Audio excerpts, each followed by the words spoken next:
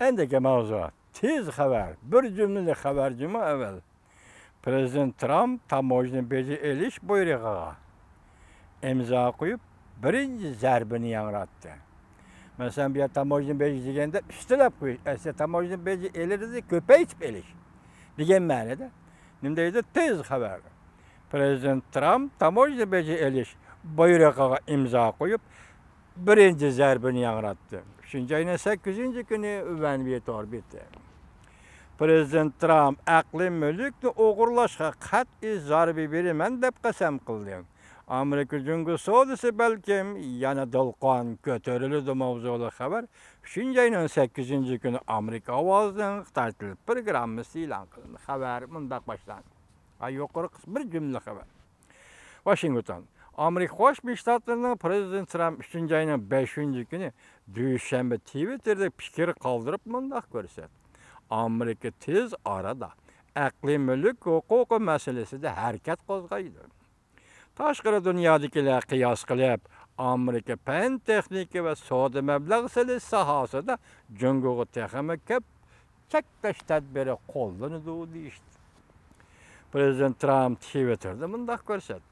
Amerika aqli mulk huquqi o'g'irlash masalasi bo'yicha tadbir qo'llanish jihatda tez harakat qilyapti. Biz endi bunga o'xshash bu ahvolning yana yuz berishiga yo'l qo'ymaymiz. Prezident Trump bundan burun Twitterda fikr qoldirib mundaq ko'rsatgan.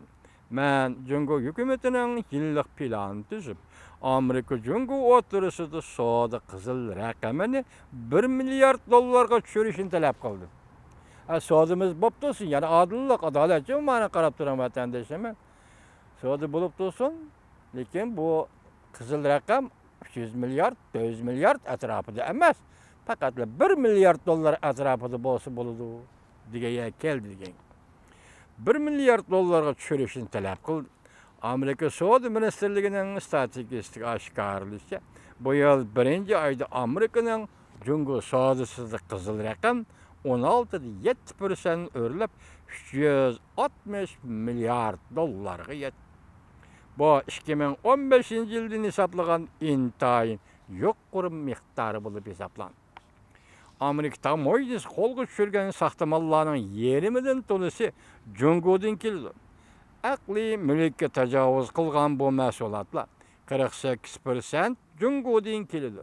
39% Shangangdan keldi. Kiyim-kechak, zinnat buyumlari muhim tekshirilgan buyumlar. Endi yana bir xabar. Amerika Qo'shma Shtatlari har yili aqli mulkni o'g'irlash delosi tufayli 600 milliard dollar ziyon tortdi. Mavzuli xabar 3-ayning 9-kuni Amerika ovozining Xitoy tili programmasi e'lon qildi.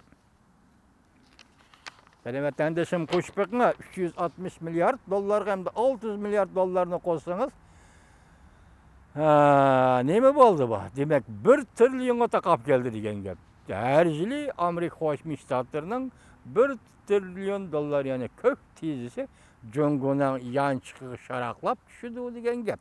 Bu savdodan kelayotgan ish bu yoki bu g'ayri bir ahvolda jungoga yordam berish tushunganmidi, hurmatli vatandoshim? Xabar mundaq boshlandi.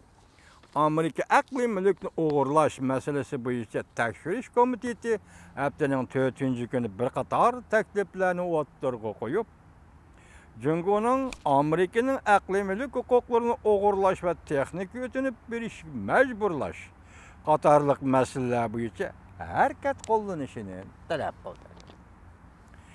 Bu organ bundan burun doklad e'lon qilib, mundaq ko'rsatgan. Tahlil qilingan savdo maxfiyatliklarini o'g'irlash, qatorliq aqli mulk huquqiga xiloflik qilish harakatlari har yili iqtisodiy jihatda 600 milliard dollar chamasida Amerikaga ziyon solyapti. Jungo bu masalaning jinoyatchisidir. Amerika musodir qilgan saxta mahsulotlarning 87% jungodan keladi.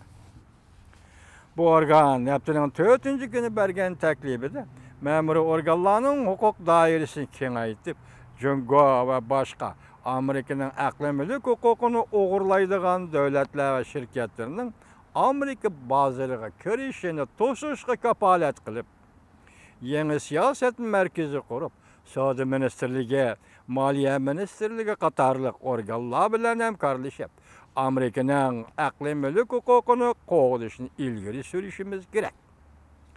Hamda Yaponiya, Yevropa İttifaqı, Avustraliya, Koreya, Singapur ve başka aqli mülk hukukunu qo'g'dashga kuch chiqaradigan davlatlar bilan bo'lgan hamkorlikni kuchaytirib, sonliq ma'lumot va tajribalardan tang bahrilanishimiz kerak. İnkas birinchi, mushu xabarlarga yozilgan inkas birinchi shuning ishonginki, sening uyingdagi barliq boylik Jungo xalqining o'rtaq boyligi bo'lib qoladi.